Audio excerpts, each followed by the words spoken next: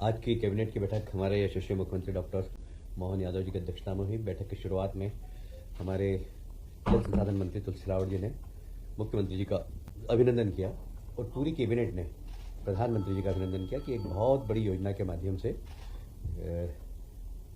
मध्य प्रदेश का सिंचाई रकबा बढ़ेगा और कैन बेतवा और हमारी पार्वती चंबल काली सिंह योजना, इसमें बहुत बड़ा रकबा बनेगा। और इसमें जिस तरीके से प्रधानमंत्री जी ने सहृदयता दिखाई है कि 90% इसमें केंद्र सरकार का अनुदान है, 10% राज्य सरकारों का, तो ये बहुत बड़ी राज्य सरकारों को एक मदद है। तो मुझे लगता है कि स्वतंत्रता के बाद सबसे बड़ी योजना सिंचाई की आएगी है, जिसमें कि किसानों को सर्वाधिक लाभ होगा। उसके साथ ही आज हमने ये भी कहा कि मध्य प्रदेश 100% सिंचित कैसे हो, उसके लिए हम प्लान बनाएं। तो आने वाले 5 साल, 10 साल, 15 साल में किस प्रकार हम पूरे मध्य प्रदेश को सिंचित कर सके, इसके लिए प्लान बनाने के अधिकारियों को निर्देश दिए हैं। अटल जी के 100वें जन्म दिवस के अवसर पर ग्रामीण क्षेत्र में अटल ग्रामीण सेवा सदन ये एक सभी पंचायतों में बनाया जाएगा, जिसमें ग्रामीण क्षेत्र की सभी समस्याओं का निराकरण हो सके और सरकार की सारी योजनाओं का लाभ ग्रामीणों तक पहुंच सके। वो इसको हम फोकस करते हुए बनाएंगे और ये अटल जी के नाम से होगा। अटल जी के 100वें जन्मदिन पर इसको विशेष रूप से हमने किया है। आज हमने कैबिनेट में प्रधानमंत्री जी को इस बात के लिए भी धन्यवाद दिया है कि वीर बाल दिवस मनाने का जो उन्होंने घोषणा की है और 26 तारीख को वीर बाल दिवस मनाया है, ये वास्तव में हमारे 10वें गुरु के बच्चों ने सनातन धर्म की को बचाने के लिए अपने आप को जो आहूत किया था, अपने प्राणों की आहुति दी थी, अपने आप में एक बहुत ज़बरदस्त उदाहरण है। बच्चे देश के लिए अपने प्राणों की आहुति दे, सनातन धर्म के लिए अपने प्राणों की आहुति दे। उनको इतिहास के पन्नों में वो सम्मान नहीं मिला था जो मिलना चाहिए था। हमारे देश के यशस्वी प्रधानमंत्री ने उन बालकों को सम्मान देने के लिए 26 तारीख को वीर बाल दिवस मनाने की घोषणा की है और इसलिए प्रधानमंत्री जी को इस बात के लिए धन्यवाद दिया है। साथ ही आज उधम सिंह का भी जन्म दिवस है। उधम सिंह वो नौजवान था जिसने जलियांवाला बाग के जनरल डायर उनको इंग्लैंड में जाकर, वो सिर्फ 17 साल की उम्र थी उनकी, विदेश की भूमि में जाकर मारना, ये दृढ़ इच्छा शक्ति प्रकट करता है उनकी, और इसलिए उधम सिंह को भी आज कैबिनेट ने श्रद्धांजलि अर्पित की है।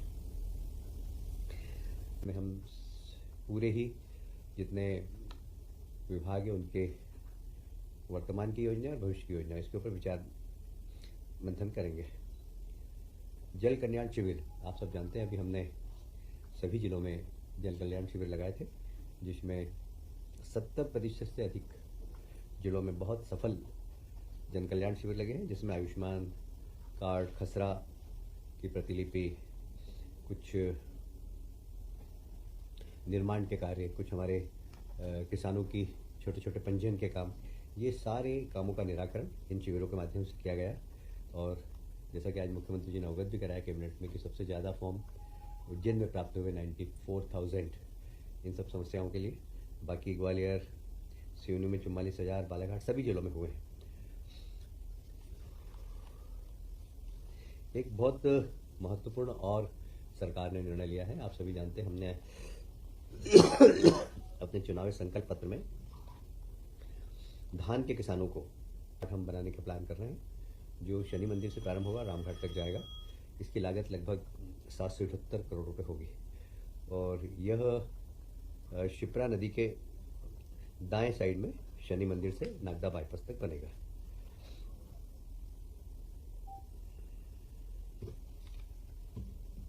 एक और ट्राइबल एरिया के लिए भारत सरकार की बड़ी इच्छा थी कि एक समेकित योजना के माध्यम से सभी ट्राइबल एरिया जिनकी आबादी, जो ट्राइबल ब्लॉक है 50% से ज़्यादा इनकी आबादी हो, वहाँ धरती आबा जनजाति ग्राम उत्कर्ष योजना, इसमें सभी पंचायत भवन, आंगनवाड़ी, स्कूल भवन और इन सब का पंजीयन और जितनी सरकार की योजना है उसके लाभार्थियों को 100% लाभ मिल सके, ऐसा सिचुएशन हमें इन सब ब्लॉकों में करना है। आप सभी जानते हैं मध्य प्रदेश में आदिवासी भाइयों की संख्या ज़्यादा है, तो मध्य प्रदेश में 55 में से 52 जिलों में हमारे आदिवासी भाई हैं जिनको कि इस योजना का लाभ मिलेगा। एक और सोलर पावर, अभी हम जहाँ भी जाते हैं तो किसानों को 8 घंटे बिजली दे रहे हैं, पर कहीं दिन में दे रहे हैं, कहीं रात में दे रहे हैं। किसानों की मांग रहती है ठंड के दिनों में विशेष कि आप दिन में लाइट दीजिए हमें, तो ये अभी संभव नहीं हो पाता है। अभी हमें कुछ गांव में रात को देना पड़ती है, कुछ दिन में देना पड़ती है। तो हमने एक योजना निकाली है कि जितने भी सोलर प्लांट है, तो जितने भी 11 केवी के फीडर्स हैं, उन फीडर्स को सोलराइज करना, उनको सोलर प्लांट से जोड़ना। ये प्राइवेट सेक्टर भी इसमें इन्वेस्टमेंट कर सकता है। लगभग इसमें प्रति मेगावाट भारत सरकार की ओर से 1 करोड़ का केंद्रीय सहायता है। और यदि हम प्रति मेगावाट, इसमें 4 करोड़ का खर्चा है, 70% लोन मिल जाता है। और इसका लक्ष्य यही है कि किसान भाइयों को दिन में भी हम बिजली दे सकें, पर्याप्त बिजली दे सकें, और एक कार्बन क्रेडिट के लिए हम सब लोग बात करते हैं, उसका लाभ भी हमारे प्रदेश को मिल सके। इसलिए हम इस पे काम कर रहे हैं। एक हमेशा आप देखते होंगे कि जितने भी होम्योपैथिक कॉलेज है, यूनानी कॉलेज है, इनके डॉक्टर्स को इंटर्नशिप मिलती है। इस इंटर्नशिप कब बढ़ना चाहिए, कब नहीं बढ़ना चाहिए, तो अब इसको मूल्य सूचकांक से जोड़ दिया है। जैसे जैसे महंगाई बढ़ेगी वैसे वैसे उनका इंटर्नशिप का पैसा भी बढ़ता जाएगा। एक और महत्वपूर्ण योजना केंद्र सरकार की है कि जन्म मृत्यु रजिस्ट्रेशन, उनके प्रमाण पत्र जल्दी मिले, सरल प्रक्रिया से मिले। हमने निर्णय लिया है कि सरल प्रक्रिया से कैसे व्यक्ति को जन्म मृत्यु प्रमाण पत्र मिल सके, और इसको अतिशीघ्र ऑनलाइन भी करेंगे कि घर में बैठे ही व्यक्ति को जन्म का प्रमाण पत्र, मृत्यु का प्रमाण पत्र मिल सके। वह स्वयं उसको सर्टिफाई करे, यदि वो गलत सर्टिफाई करेगा तो दंडित होगा।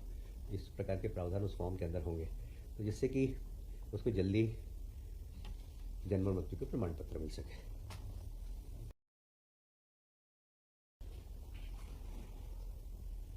हो गए।